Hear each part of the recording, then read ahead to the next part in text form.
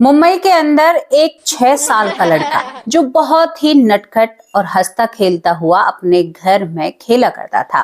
लेकिन दोस्तों एक दिन उस लड़के की अचानक से तबीयत खराब होती है।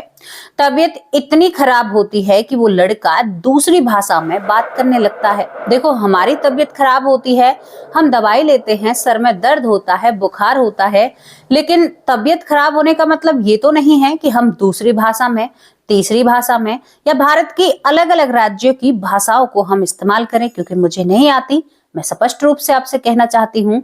लेकिन जब इस लड़के को उस जमाने में, जिस जमाने की मैं आपसे बात कर रही हूँ, ब्रिटिश हुकूमत हमारे देश में चलती थी, उस जमाने में जब इस लड़के को हॉस्पिटल ले जाया जाता है तो वहां पर जो डॉक्टर थे, उस समय जो डॉक्टर थे, वो दोस्तों डर के कारण कोने से कोना पकड़ लेते हैं और कहते हैं कि हमारे जीवन का पहला ऐसा केस है जहां पर एक लड़के को दौरे आते हैं और दौरे के वक्त यहाँ पर वो लड़का तरह तरह की भाषाओं में बात करता है।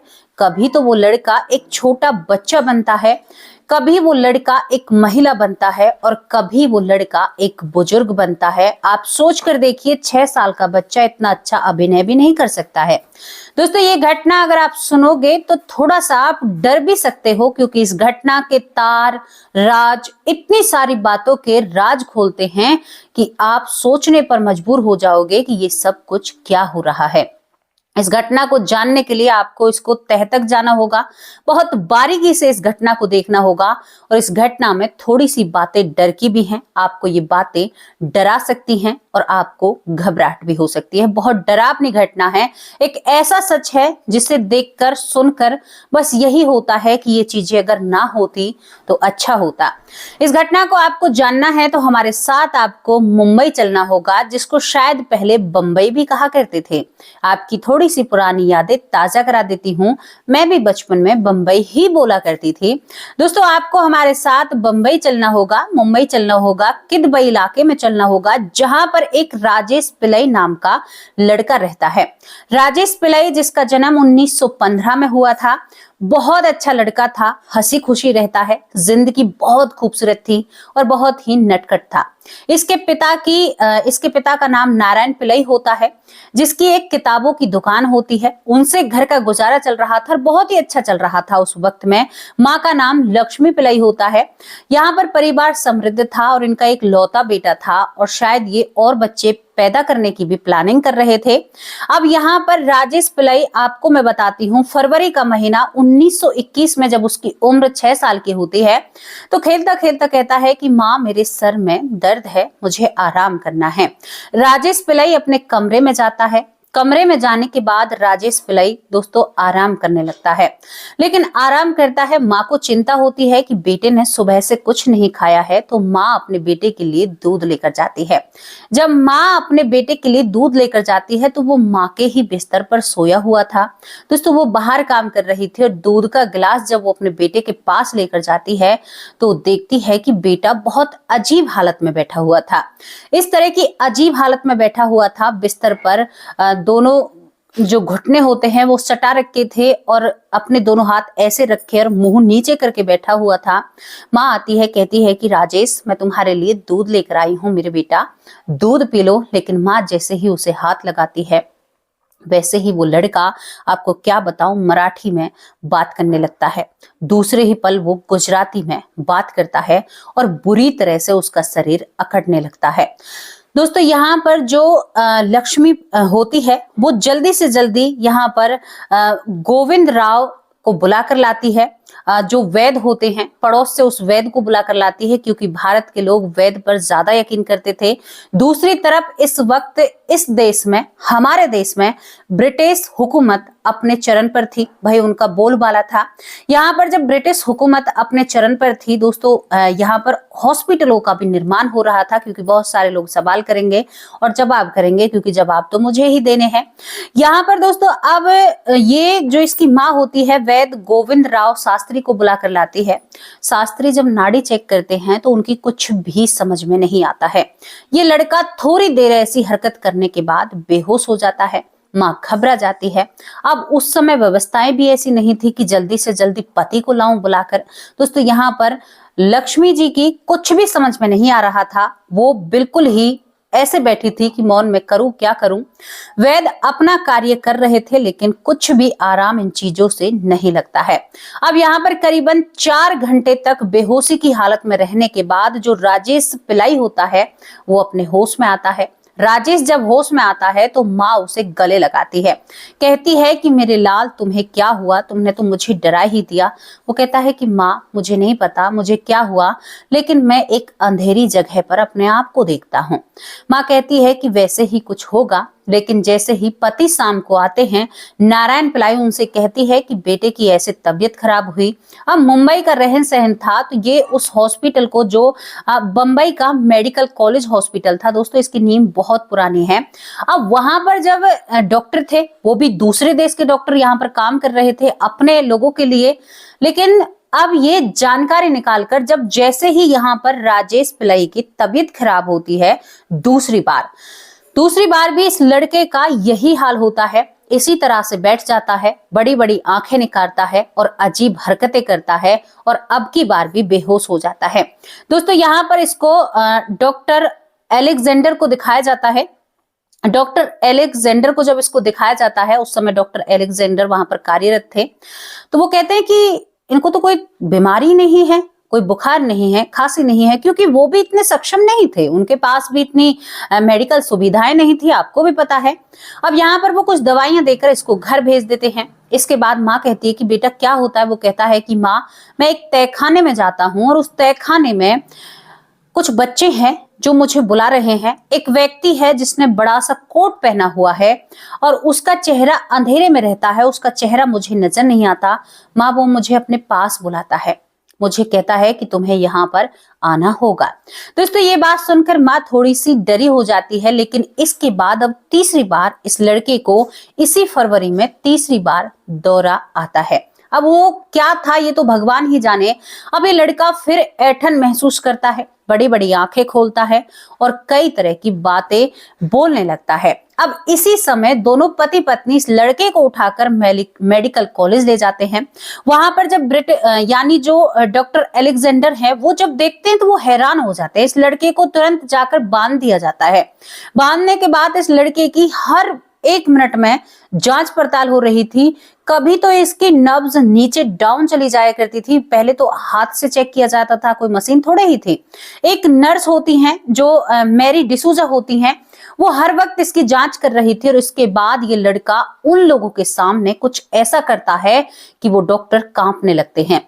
यहाँ पर मैं राजेश पिल्लाई की आपको बात बताऊं, वहां पर ये पहले नाम लेता है अनीता, और अनीता की तरह एक 7 साल की बच्ची की तरह, 7-8 साल की बच्ची की तरह वो कहता है कि मैं अनीता हूं, मुझे इस अंधेरे से निकालो, मैं यहाँ पर परेशान हूं। दूसरे ही वक्त ये कहता है कि मैं विजय पवार हूं, मुझे यहाँ से निकालो, मैं यहाँ का नहीं हूं, मुझे यहाँ पर कैद करके रखा है।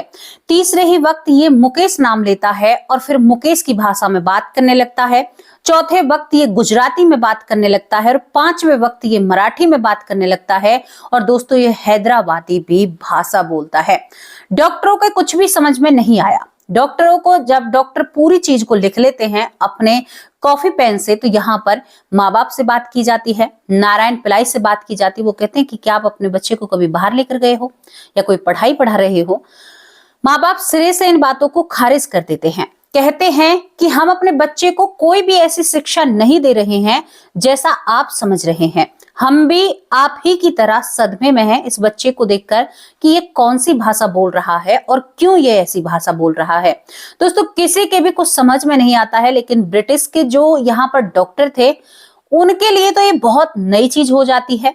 यहाँ पर एक डॉक्टरों की टीम होती है, जिस डॉक्टरों की टीम में मैरी डिसूजा होती हैं, डॉक्टर अय्यर होते हैं जो भारतीय होते हैं, जेम्स फोर्ड होते हैं और यहाँ पर एलेक्जेंडर होते हैं। यानी 5-4 लोगों की टीम होती है। कहते हैं कि अब इस बच्चे को हॉस्पिटल में ही रहना होगा, हम इसको घर भेजने वाले नहीं हैं। माँ बाप तैयार हो जाते हैं क्योंकि उन्हें अपना बच्चा सही और स्वस्थ चाहिए था, क्योंकि वेदों के इलाज से कोई आराम नहीं हुआ था। लेकिन ऐसा नहीं है, डॉक्टर के इलाज से भी कोई आराम नहीं होता है। अब ये बच्चा करीबन 1 दिन में नॉर्मल हो जाता है। दूसरे दिन इस बच्चे से बात की जाती है तो डॉक्टर सभी चीजों को रिकॉर्ड में रखने की कोशिश करते हैं। इस लड़के से जब बात की जाती है यहाँ पर राजेश से, तो ये कहता है कि मैं मुंबई का कोई इलाका है, उसी में एक गोल आकार की सीढ़ी है जो जमीन के अंदर जा रही है, और उन सीढ़ियों से नीचे उतरकर एक कमरा है, एक कमरा तहखाना है, और उस तहखाने पर एक आंख का निशान बना हुआ है, और उसके अंदर मेरे जैसे बहुत सारे बच्चे हैं। वहां पर बहुत बुरी दुर्गंध आ रही है, यानी बदबू बहुत ज्यादा है, और वहां पर एक व्यक्ति है जिसने काला कोट पहन रखा है, और वो कहता है कि तुम्हें मेरे पास आना होगा, वो मुझे लेकर जाएगा। मैं बहुत परेशान हूं, मुझे बचा लीजिए। ये लड़का राजेश इस तरह से इन डॉक्टरों से गिड़गिड़ाने लगता है। दोस्तों यहाँ पर डॉक्टर अपनी यहाँ पर हिंदी भाषा भी बोलते हैं। सारी बातों को लिखा जाता है, डॉक्टरों की बातें समझ में नहीं आ रही थी। लेकिन यहाँ पर 4 दिन हॉस्पिटल में रहने के बाद यहाँ पर छठी बार इस लड़के को दोबारा से वही बीमारी होती है। ये बहुत जोर जोर से हिलने लगता है, मुंह से झाग आने लगते हैं, एकदम बैठ जाता है और मानो इसके अंदर किसी ने जान फूंक दी हो, और ये इस तरह की गतिविधि करता है। वहां पर ये कहता है कि अनुष्ठान हो रहा है, काला जादू हो रहा है, बच्चों को मारा जा रहा है, वहां पर ऐसी चीजें हो रही हैं। ये ऐसे ऐसे राज खोलता है। दोस्तों यहाँ पर ये कोई बल्लाल नाम की जगह का नाम लेता है। बल्लाल इलाके में, मुंबई में कोई बल्लाल इलाका है, उसमें ये कहता है कि वहां पर कोई तहखाना है। ये इसी समय जब इसको बीमारी हो रही थी, इसी समय इस बात का जिक्र करता है। डॉक्टर नोटिस करते हैं और यहाँ पर इंस्पेक्टर चंद्रम को बुलाया जाता है, और इंस्पेक्टर चंद्रम को जब बुलाया जाता है तो दोस्तों चंद्रम इस पर तहकीकात करते हैं, लिखते हैं। उस जगह की जांच की जाती है। आप यकीन नहीं मानोगे, इस राजेश के नाम पर जब उस जगह पर जांच की जाती है, यानी मार्च के महीने में ये सब कुछ शुरू हो जाता है, तो डॉक्टर जो चंद्रम होते हैं जब उस जगह की जांच करते हैं तो वहां पर सच में ही एक तहखाना पाता है। और जैसे जैसे इस राजेश ने जगह बताई थी, वैसे ही वैसे जैसे इंस्पेक्टर नीचे की तरफ उतरते हैं, दोस्तों वहां पर गोलाकार सीढ़ियां होती हैं।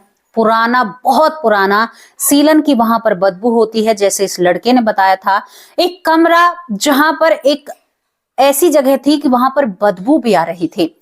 दीवारों पर ऐसे चित्र उकेरे गए थे, वहां पर बच्चे बने हुए थे, और यहाँ पर जो जो नाम इस लड़के ने लिए थे, जो कभी उस जगह गया भी नहीं है, वो नाम दीवारों पर लिखे हुए थे। अब यहाँ पर पुलिस के सामने ये बहुत बड़ा, कहते हैं ना कि एक, अब उस समय सरकार कैसा यहाँ पर क्या सब कुछ दूसरों का चल रहा था, लेकिन अपने लोगों का ध्यान रखना तो एक दूसरी बात हो जाती है।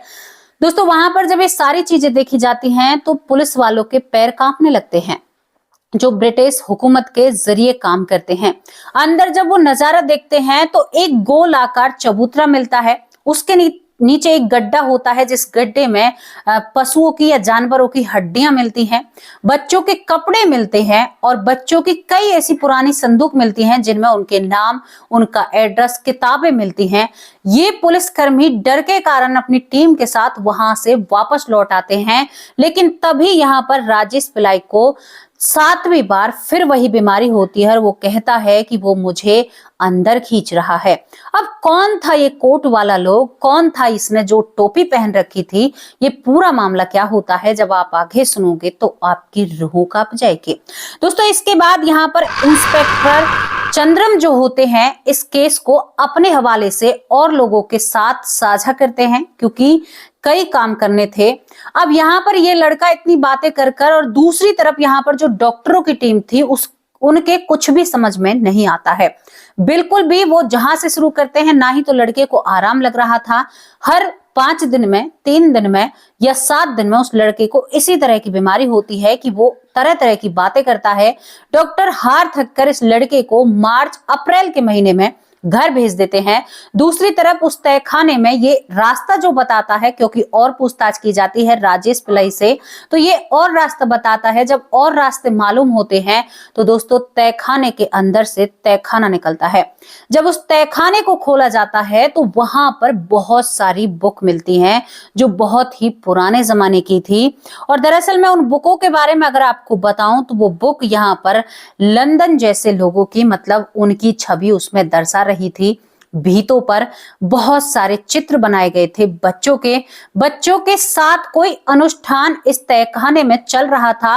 लेकिन जब उन किताबों को पढ़ा जाता है तो उनमें से एक किताब हमारी भारत मातृभाषा में थी। जब उस किताब को पढ़ा जाता है तो पूरी गुत्थी पुलिस के समझ में आ जाती है। पुलिस के समझ में आता है कि उस किताब में लिखा हुआ था कि बच्चों की जो आत्मा होती है वो बहुत पवित्र होती है। इस आत्मा के जरिए हम ब्रह्मलोक तक यानी ब्रह्मांड तक पहुंच सकते हैं। हम भी कहते हैं ना कि बच्चों के अंदर भगवान का रूप होता है।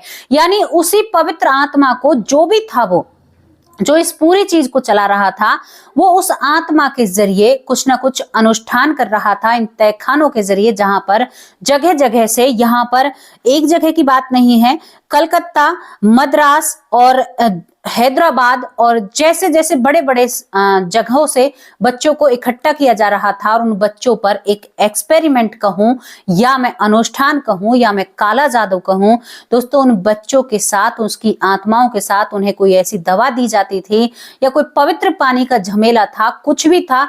जो वे चित्र थे यहाँ पर इंस्पेक्टर के पैरों को कपा देने वाले काम कर रहे थे। यहाँ पर बच्चों के साथ वो अपराध हो रहे थे जिस अपराध के बारे में क्या करें, उनके साथ अनुष्ठान वहां पर चलता है और लग रहा था कि जल्दी जल्दी में इस जगह को छोड़ा जाता है। 2 तहखानों के अंदर ये रास्ता मिलता है और झुककर इसमें चलना पड़ रहा था। मुंबई की ये जगह होती है आज से 100 साल पहले, 102 साल पहले बातें मैं आपसे कर रही हूं। हमारे भारत में भी ऐसी चीजों ने जन्म लिया था। अब इसके बाद पुलिस को पता चल चुका था कि ये लड़का सत्य बोल रहा है, लेकिन ये लड़का कभी भी घर से बाहर नहीं गया था। इसको क्या पता यहाँ पर ऐसा हुआ था। जिन बच्चों के नाम लिए पुलिस ने यहाँ पर तहकीकात शुरू की, दोस्तों करीबन 2 महीने उन बच्चों के नाम जब निकलते हैं तो पता चलता है कि वो बच्चे अचानक से गायब हुए थे उनको और वो आज तक नहीं मिले। यहाँ पर जो इंस्पेक्टर चंद्रम होते हैं वो जगह जगह जाते हैं और उन बच्चों की जांच पड़ताल करते हैं। बड़ी परेशानी, क्योंकि साधन इतने नहीं थे इधर उधर जाने के, आपको भी पता है पशुओं के जरिए, जानवरों के जरिए इधर उधर जाना आना होता है। इंस्पेक्टर के लिए बहुत बड़ी चुनौती होती है। लेकिन चंद्रम जब भी इस लड़के से, जो राजेश पिल्लाई होता है, इससे जब भी मिलते हैं वो रोने लगते हैं, क्योंकि इस बच्चे की तबीयत दिन पर दिन बिगड़ रही थी। ये बच्चा हड्डियों का ढांचा बनने लगा था, सूखने लगा था। जून के महीने में इसकी तबीयत और भी खराब हो जाती है और दोस्तों अब इस बच्चे के साथ और भी कुछ बुरा होने वाला था। पर इंस्पेक्टर चंद्रम जब इस लड़के से मिलने के लिए उसके घर जाता है तो इस लड़के को अब की बार बहुत बुरी तरह से इसकी हालत बिगड़ती है। क्या हालत बिगड़ती है कि इसके साथ वही सब कुछ होता है। पहले से पहले ये चंद्रम से कहने लगता है, मुझे लेने के लिए आ गया है और वो मुझे लेकर जाएगा, मेरी आत्मा को वो लेकर जा रहा है, मुझे बचाओ माँ, मुझे बचाओ। यहाँ पर राजेश की ये आखिरी लाइनें थी। दोस्तों इसके बाद राजेश के साथ जो होता है ये काफी देर तड़पता है और उसके बाद जब ये बेहोश होता है तो 3 दिन में ये होश में आता है और 3 दिन बाद कहते हैं कि इसकी आंखों के तारे जो होते हैं वो गायब हो चुके थे।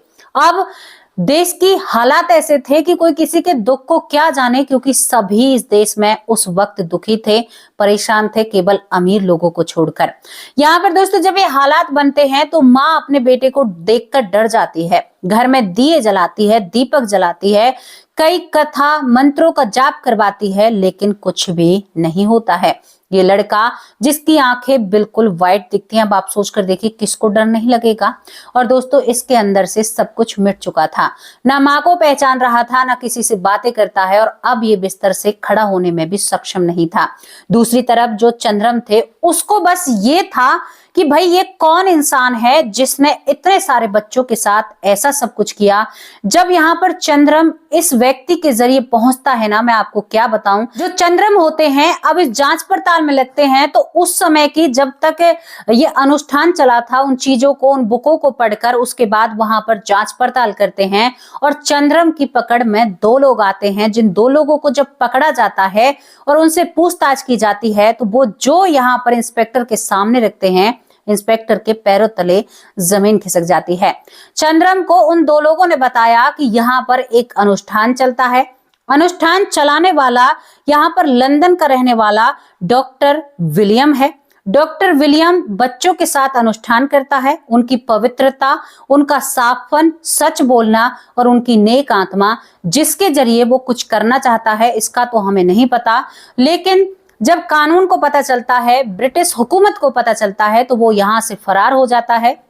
उन लोगों ने बताया कि इसकी जो जड़ें हैं ना, वो अमीर अमीर लोगों से जुड़ी हुई हैं, यानी आला अधिकारियों से जुड़ी हुई हैं, तो आप इस पर कुछ भी नहीं कर सकते। दोस्तों, यहाँ पर जब ये बात चंद्रम सुनते हैं तो वो हैरान हो जाते हैं, लेकिन वो इन दो लोगों को सलाखों के पीछे पहुंचाते हैं और अब इस डॉक्टर विलियम की तलाश करने लगते हैं। दरअसल डॉक्टर विलियम की कहानी क्या थी? डॉक्टर विलियम जो यहाँ पर 1907 में भारत आए थे। अब ये लंदन से भारत क्यों आए थे? क्योंकि लंदन में ये इसी तरह का अनुष्ठान कर रहे थे, जिसके जरिए वहां की जो सरकार होती है इन्हें भगा देती है, यानी इनके ऊपर कार्रवाई करती है। तो ये भारत आते हैं और भारत में आकर ये अपना अनुष्ठान करते हैं। दोस्तों, जब ये भारत में अनुष्ठान करते हैं तो इसकी जड़ें कमजोर नहीं थी। दरअसल इसकी जड़ें यहाँ पर कोलकाता जैसे शहर में, हैदराबाद जैसे शहर में, यहाँ पर गुजरात जैसे और यहाँ पर मद्रास जैसे बड़े बड़े शहरों में इसकी जड़ें बिछी हुई थी और इसने बड़े बड़े शहरों में ऐसे अनुष्ठानों की एक टीम बना रखी थी।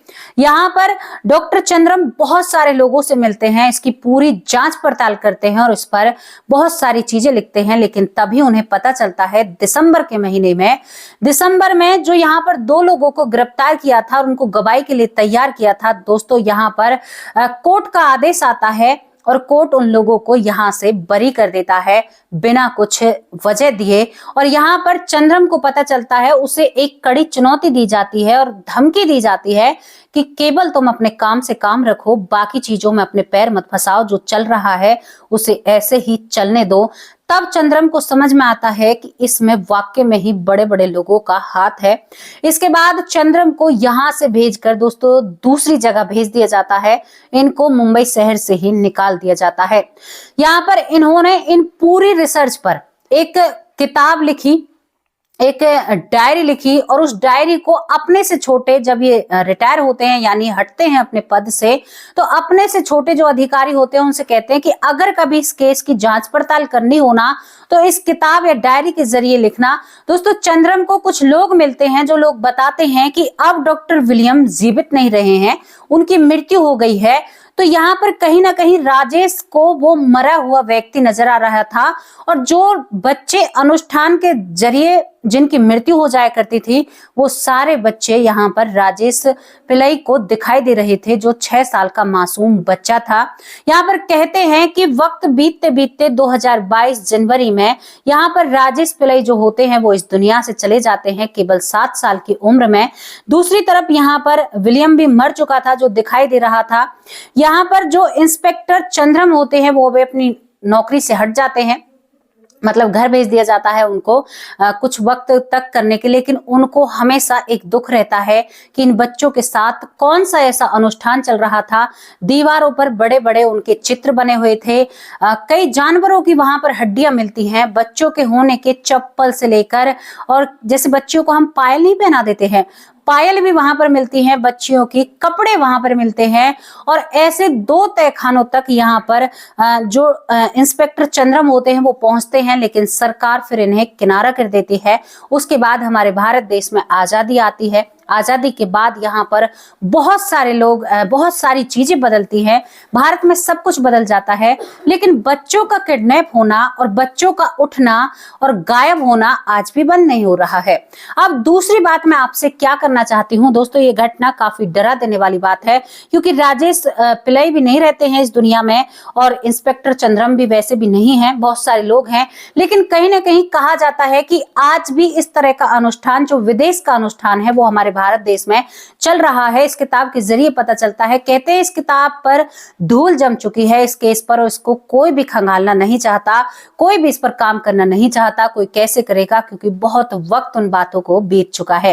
कुछ लोगों को तो यही नहीं पता कि ऐसा कुछ भी हुआ था या ऐसा हो लोग करते थे। अब दूसरी बात मैं आपसे कहना चाहती हूँ, आप कहीं भी विदेश घूमने जाएं, कहीं भी आप किसी से भी मिले, अगर आपसे कोई कहे ना कि भारत सपेरों का देश है, दूसरी बात आपसे कहें कि भारत में अंधविश्वास है तो उनको मुंह तोड़ जवाब देना, क्योंकि ये चीजें जब हमें जानने को मिलती हैं तो भैया ऐसी बात नहीं है कि भारत में ये चीजें होती हैं, भारत से ज्यादा ये चीजें विदेशों में पनप रही हैं। विदेशों में ऐसी चीजें बहुत जन्म लेती हैं, बहुत सारी चीजें हैं, अगर मैं कहने के लिए बैठूंगी तो बहुत वक्त लगेगा। तो आप मुंह तोड़ जवाब देना सीखिए और बताइए कि कोई भारत एक लौता ऐसा देश नहीं है जहां पर ऐसे लोग आपको तंत्र क्रिया करते हुए मिलेंगे। विदेशों में भी ये तंत्र क्रिया होती है। दोस्तों यहाँ पर जो मुस्लिम देश हैं उनमें भी बहुत ही ज्यादा काले जादू का प्रभाव होता है, आप लोग जानते हैं, और यहाँ पर सभी लोग जानते हैं, लेकिन जानबूझकर अनजान बनते हैं और अपने आप को सो कॉल यानी अपने आप को बहुत बेहतर दिखाते हैं लोगों से ज्यादा।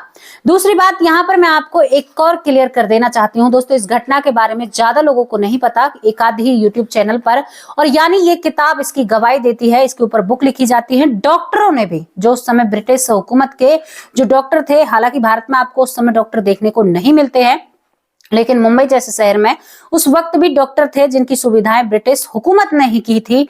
उनकी किताब में भी, विदेश में भी ये घटना लिखी हुई रखी है। तो आप इस घटना पर क्या कहोगे और क्या कहोगे? हाँ, एक और बात, हमारे देश की कमी क्या है वो भी मैं आपको जाते जाते बता देना चाहती हूँ।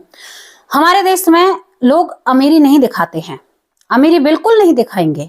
हम और आप सबके ऊपर ये दायित्व बनता है। आप कभी अमेरिका जाकर देखना, वहां पर लोग नशे में रोडों पर पड़े रहते हैं। क्या आपने कभी कोई वीडियो देखी?